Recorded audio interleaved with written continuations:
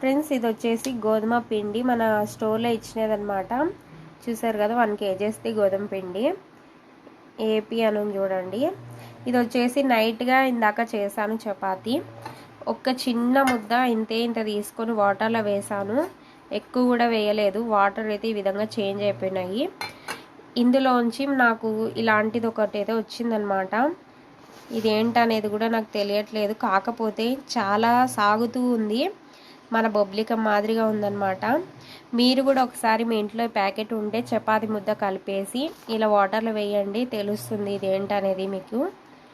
నాకైతే ఇలా first time అనమాట, చాలాసార్లు తిన్నాము, కాకపోతే ఒకసారి ట్రై చేద్దామని. ఇంతకుముందు కల్తీ పిండి విధంగా చెక్ చేయండి అని చెప్పేసి ఒక వీడియో చూశాను. ఆ వీడియో చూసిన తర్వాత నేను చెక్ చేశాను అనమాట. ఈ పిండి నేను చెక్ చేస్తే ఈ విధంగా వచ్చింది వాటర్లో, మీరు చెక్ చేయండి.